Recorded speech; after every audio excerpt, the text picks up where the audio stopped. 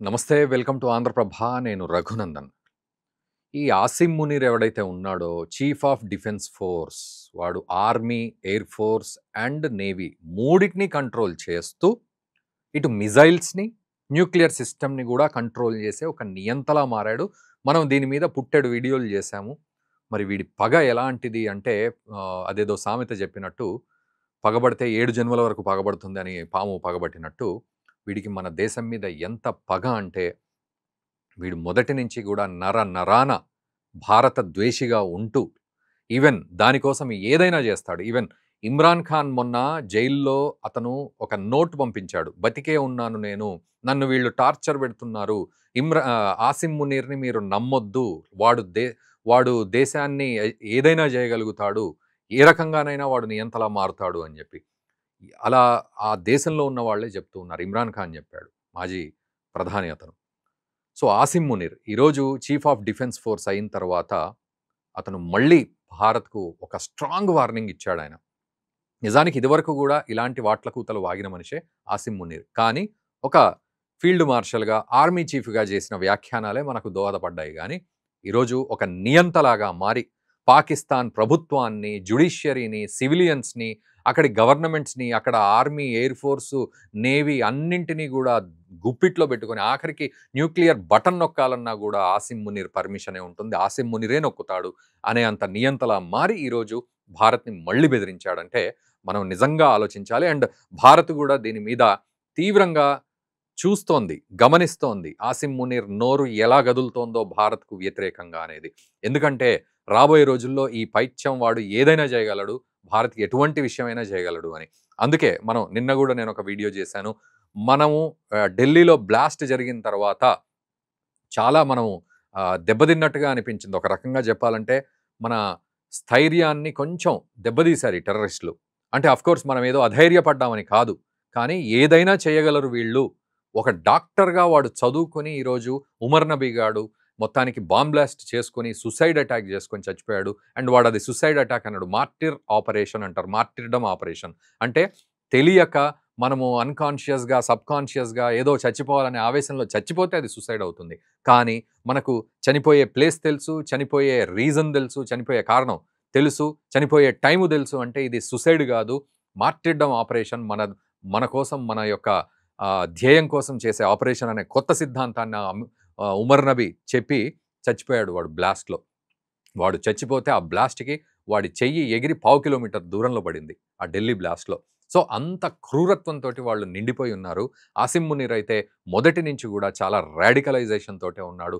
పగతో రగిలిపోతూ ఉంటాడు. మన భారత్ డ్యామ్ గడితే ఈ నది మీద ఇండస్ నది మీద భారత్ డ్యామ్ గనక కడితే మేము మిజైల్‌లు 10 మిజైల్‌లు వేసి నేను ఆ డ్యామ్‌ని కూల్చివేస్తాను అని జెప్పి చెప్తూ ఉన్నాడు. భారత్ ఒక మెర్సిడెస్ బెంజ్ లాంటిదైతే మేమొక తుక్కు రేగ్గొట్టే ఒక డొక్కు ట్రక్కు ఒక్కసారి గుద్దితే బెంజ్ పచ్చడైపోతుంది అని జెప్పి మాట్లాడిన మనిషి. సో, ఈ రకంగా అమెరికాతో అంటగాగుతూ అమెరికాకు ఊడిగం జేస్తామని జెప్పి డిసైడ్ అయ్యి ఈరోజు పాకిస్తాను సీఓడీఎఫ్‌గా మారి చీఫ్ ఆఫ్ డిఫెన్స్ స్టాఫ్ సీడీఎఫ్‌గా మారి ఈరోజు భారత్ మీద మళ్ళీ ఏమన్నాడంటే భారత్ ఒక డెల్యూజన్‌లో ఉంది. అంటే ఇంగ్లీష్‌లో చెప్తే. అంటే భారత్ మానసిక స్థితి ఎట్లా ఉంది అంటే అదేదో భ్రమలో ఉంది.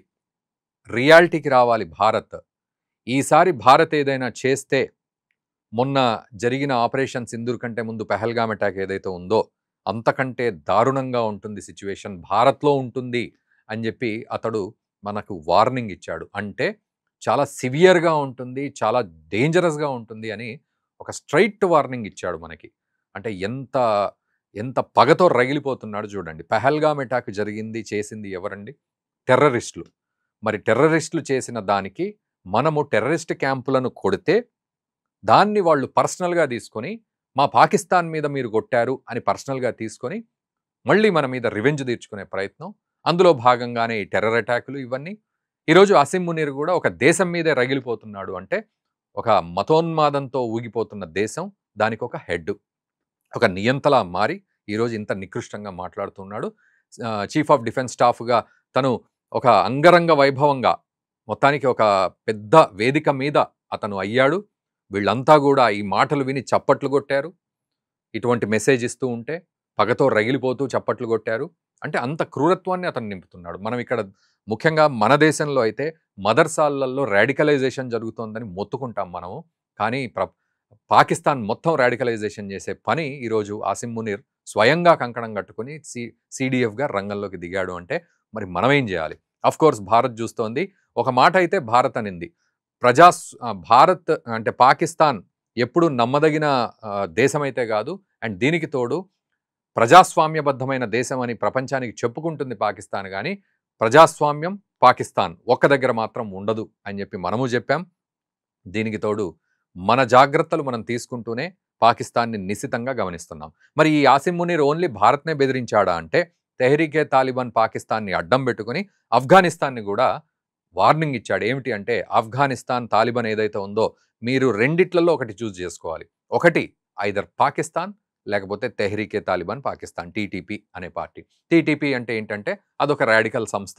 అది ఆఫ్ఘనిస్తాన్ బేస్డ్‌గా పాకిస్తాన్‌లో ఉండి విధ్వంసం సృష్టిస్తూ ఉంటుంది. మొన్న జరిగిన 2, 3 బ్లాస్ట్‌లలో ఒక బ్లాస్ట్ మేమే చేశామని చెప్పి టీటీపీ ఒప్పుకుంది. ఏంటి అంటే ఆఫ్ఘనిస్తాన్‌లో ఎట్లయితే షరియత్ లా ఉందో ఖచ్చితంగా పాకిస్తాన్‌లో ఆ షరియత్ లా ఉండాలి. ఈ ప్రజాస్వామ్యం ఇవన్నీ పాడు ఏమి కావు. షరియత్ లా ఉండాలని పాకిస్తాన్‌ను ఏదో రకంగా నాశనం చేయడానికి షరియత్ లా కన్నా తీసుకెళ్ళాలి లేదా నాశనం చేయాలని టీటీపీ కంకణం కట్టుకుంది.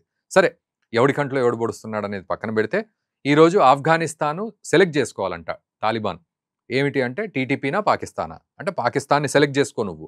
లేకపోతే నీ టీటీపీని అడ్డం పెట్టుకొని నేను ఆఫ్ఘనిస్తాన్‌ని కూడా నాశనం పట్టిస్తా. అంటే ఇప్పటివరకు ఉన్న కండకావరం ఏదైతే ఉందో అది నెక్స్ట్ రేంజ్‌లోకి వెళ్ళి ఈరోజు పక్కనున్న భారత్‌ని, ఆఫ్ఘనిస్తాన్‌ని బెదిరించే స్థితికి ఈరోజు ఆసిమ్ మునీర్ ఎదిగాడు అంటే ఇక మీరే చెప్పండి. వీడి పరిస్థితి ఏంటి? వీడి కథ ఏంటి? కమామిషి ఏంటి? ఈ తర్వాత ఆసిమ్ మునీర్ జాతకం ఏ రకంగా ఉండబోతోంది భవిష్యత్తులో? ఓకే. ఒక హైట్స్ చూసాడతను. Chief of defence force height చూసాడు. వీళ్ళందరినీ కూడా కమాండ్ చేస్తాడు. అతను ఏమంటున్నాడంటే నిన్నటి వరకు, మొన్నటి వరకు ఎయిర్ ఫోర్స్ ఒక రకంగా, ఆర్మీ ఇంకో రకంగా, తర్వాత నేవీ ఇంకో రకంగా పనిచేసింది. కానీ ఈరోజు నా చెప్పు చేతల్లో పనిచేస్తుంది. నా శత్రు దేశాన్ని ఏదో రకంగా నేను దెబ్బ కొడతాను. కాబట్టి ఈ 3 నా కింద పనిచేస్తాయి. ఆ తర్వాత missile system and nuclear system కూడా నా కింద పనిచేస్తుంది. కాబట్టి మీరు భ్రమలో బతకండి భారత్. మీరు రియాలిటీకి రండి. నిద్ర మేల్కొనండి అన్నట్టుగా బెదిరించి పడేశాడు ఆసిమ్ మునీర్. సో ఇప్పుడు చెప్పండి మీకు ఎలా అనిపిస్తుంది ఆసిమ్ మునీర్ బెదిరింపుల్ని చూస్తే? ఏం చేయాలి అనిపిస్తోంది అనేది ఖచ్చితంగా కామెంట్ చేయండి. ఈ వీడియోని దయచేసి మన మిత్రులకు తప్పకుండా షేర్ చేయండి. అండ్ ఇక్కడ ఇంకొక రిక్వెస్ట్ ఏంటి అంటే ఫస్ట్ మా ఛానల్‌ని సబ్స్క్రైబ్ చేసుకోండి. చేసుకోకపోతే దయచేసి ఇలాంటి అప్డేట్స్ ఇస్తూ ఉంటాను. అండ్ ఇంకొకటి మనం ఎక్కడికి వెళ్ళినా కూడా జాగ్రత్తగా ఉండాలి. ఢిల్లీ బ్లాస్ట్ తర్వాత నిజానికి అక్కడ ఫరీదాబాద్‌లో దొరికిన 3000 కేజీల అమ్మోనియం నైట్రేట్ ఏదైతే ఉందో దాదాపు లెక్కగట్టి గనక చూస్తే 80 ప్రాంతాల్లో మన దేశవ్యాప్తంగా 80 ప్రాంతాల్లో అద్భుతమైన బ్లాస్ట్‌లు చేయొచ్చు అనే పరిస్థితికి ఆ 3000 అంటే 3 టన్నుల అమోనియం నైట్రేట్ 2900 టన్నులు దొరికింది. ఆ లెక్క గడితే 80 చోట్ల బ్లాస్ట్ చేయొచ్చు. అంటే చూడండి, ఒక్క బ్లాస్ట్‌కే మనము తల్లాడిపోతాము. అట్లాంటిది 80 బ్లాస్ట్‌లు ప్లాన్ చేస్తే ఎలా ఉంటుంది భారత్ పరిస్థితి? అంటే వీళ్ళకు ఏ ఆలోచన అవసరం లేదు. కేవలం వాళ్ళ దేశానికి వ్యతిరేకంగా భారత్ ఉంది. అస్థిరపరచాలి, అధ్వాన్నం చేయాలి అని మాత్రమే. లేదంటే కాఫిర్లుగా ఉన్నారు భారత్‌లో ఉన్న వాళ్ళంతా. సో వాళ్ళను మనం లేపేయాలి. మన యొక్క మతానికి అడ్డుగా వీళ్ళున్నారు. మనకు తప్పు లేదు. కాఫీర్లను లేపేస్తే మనము స్వర్గంలోకెళ్ళి అక్కడ కన్యలతో ఎంజాయ్ చేయొచ్చు. అంతే తప్ప వాళ్లకు తోటి మనుషులు, మానవత్వం అనే మాట గాని, అనే వచనం గాని ఎటువంటి అంటే వాళ్లకు పాఠ్యాంశాల్లో కూడా ఏ రకంగా ఉండదు. ఈరోజు ఉమర్ నబీ అనే వ్యక్తి ఎవడైతే పేలిపోయాడో ఢిల్లీ బ్లాస్ట్‌లో వాడు పాకిస్తాన్‌కి అంటే కశ్మీర్‌కి సంబంధించిన వాడు పాకిస్తాన్‌కి వెళ్ళి అక్కడ చదువుకొని అల్ఫలా యూనివర్సిటీ మన దేశంలో ఉన్న అల్ఫలా యూనివర్సిటీ అడ్డాగా మార్చుకొని ఇక్కడ వాడు డాక్టర్ చదివి వాడు డాక్టర్‌లో డిస్టింక్షన్ అయ్యాడో నిజంగా సర్జరీలు అద్భుతంగా చేస్తాడని కాదు. ఆ డాక్టర్ అనే డిగ్రీలో చదువుతూ వాడు దేశానికి వ్యతిరేకంగా కుట్రలు పన్ని ఈరోజు అండ్ షాహిద్ షహీన్ అనే మహిళ ఎవరైతే ఉన్నారో మసూద్ అజర్‌కి వేలు విడిచిన చుట్టంలాగా ఒక చుట్టపు పరంపర అయితే కనబడుతోంది. మసూద్ అజర్ మేనల్లుడికి సంబంధించిన భార్యకు సంబంధించిన చుట్టంలాగా. సో ఈమె ఒక 25,000 నుంచి 50,000 మంది మహిళల్ని ఉగ్రవాదులుగా తయారు చేయాలని కంకణం కట్టుకుంటుంది. అండ్ ఇంకొకడేమో పోస్టర్లు వేసి అరెస్ట్ అవుతాడు. వాడి వల్లే ఈ తీగలాగితే డొంకంతా కదిలింది. ఆ తర్వాత ఒకానొక ప్రదేశంలో మౌల్వీ ఎవరైతే ఉన్నారో అతను వీళ్లకు లింకులతోటి మొన్నటికి మొన్న బయటపడింది. ఆ వీడియో కూడా నేను చేస్తా రేపటి రోజున. సో ఇది అంటే దేశాన్ని ఏ రకంగా చూసినా భారతదేశాన్ని అస్థిరపరిచి, అధ్వాన్నపరిచి దేశాన్ని పూర్తిగా నాశనం పట్టించాలి. లేదా 2047 కల్లా గజ్వాయే హింద్ మొత్తానికి ఇక్కడ రాడికలైజేషన్ తోటి భారతదేశాన్ని గూడా ఒక ఈ మతానికి సంబంధించిన కంట్రీగా, దేశంగా మార్చేయాలనేది వీళ్ళ యొక్క ఉబలాటం, కోరిక, పైత్యం అన్నీ ఏదుంటే అది. మీరేమంటారో కామెంట్ జేయండి. దయచేసి ఈ వీడియోని మన మిత్రులకు గూడా షేర్ జేయండి. Thank you very much.